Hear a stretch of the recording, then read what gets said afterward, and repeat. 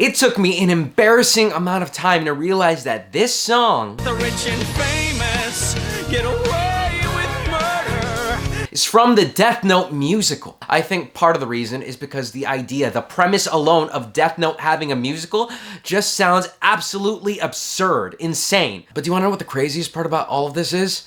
That it's actually good.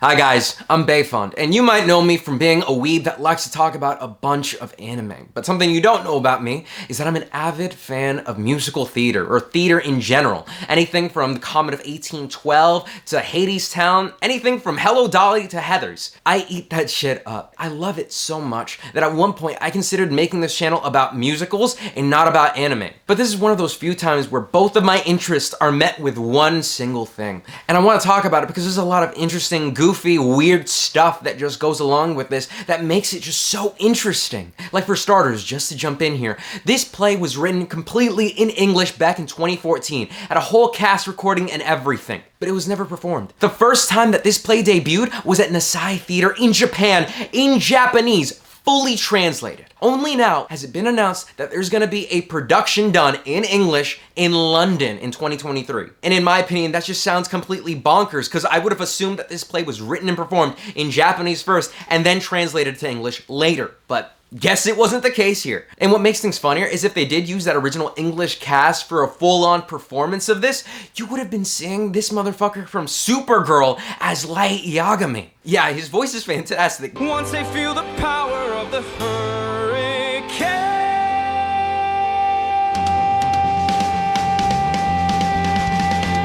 But definitely not the kind of guy that I imagine to be playing Light. This shit is crazy. And this was no crummy little production either, like an off-Broadway tiny little room showcased to a few people. This was big budget. You've got big set pieces moving around, setting this big ominous feeling. It even brings in some of the wacky elements from the series, with an actual tennis court being portrayed here in the middle of the stage because of the iconic tennis scene between Light and L. So at the very least, you know that they are trying to be as accurate as possible to the source material. And that brings me to some details about the musical, because Death Note the musical is about 2.5 hours long. And just as a reminder, Death Note as a series is 37 episodes long. Just think about that for a second there. So you can imagine that this play is heavily abridged, taking a lot of liberties in a lot of places because, hey, it's got a limited amount of time to get this shit done. And for what it's worth, I think it does a pretty stellar job of it. The story at times is gonna be a bit rushed because, yes, the time that it takes for Light to write down a name and then develop a god complex is almost non-existent. But they try to keep that same feeling and atmosphere, in my opinion. They try to capture the essence of what is Death Note. And I honestly think that their portrayal of everyone and the characters and the story here is better than any live-action movie we've seen come out of Death Note. I will beat the shit out of this dead horse until it is wrung out of everyone's memories. This play is so much better. If you want to see or listen to this play, I recommend just looking up Death Note the musical on YouTube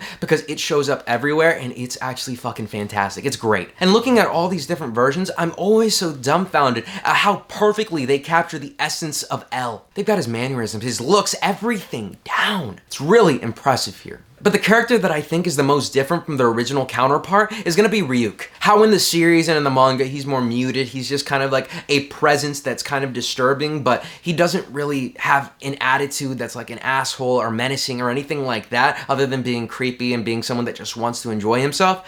I think that in the live action musical here, he's a little bit more in your face evil.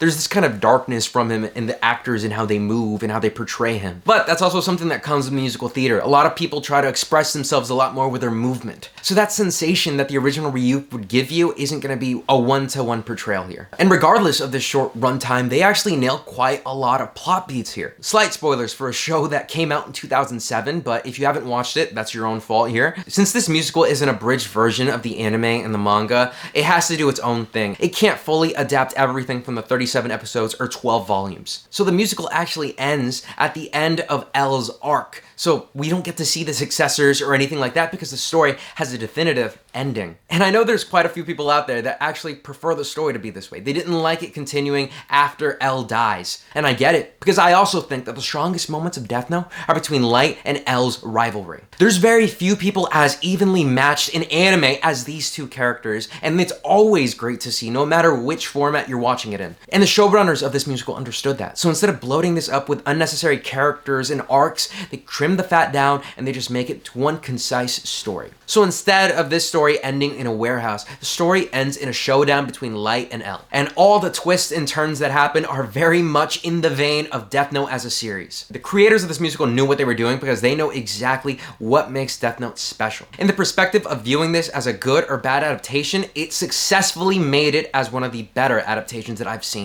And the music overall is very good. No matter which version of the soundtrack you're listening to, if it's in English or Japanese or any other language. I catch myself singing "Where is the Justice" a few times pretty much every day. It's kind of catchy. And throughout all of those vocal performances that you can see online, there's a lot of standouts. Very good, beautiful singing done here. I know Misa has a few songs and one of them sounds like something you would hear out of like an Idol anime or something like that. And again, I think fits really, really well to the story here. I give them big props. They did pretty good here. So I recommend that you take a look at the Death Note musical. Whether you watch it on YouTube, just listen to it, whatever. Curiosity has a mind of its own and it led me straight to this. Whether you're a weeb or a theater Broadway fan, there's something here for you to enjoy. And with this, I think that wraps up me trying to share this beautiful, wonderful, weird piece of entertainment with y'all. If you've listened to it or watched it, please let me know what you think of it. Did you hate it? Did you love it? Do you think it's one of the most niche things you're ever gonna see in the anime sphere? Please let me know. And as always,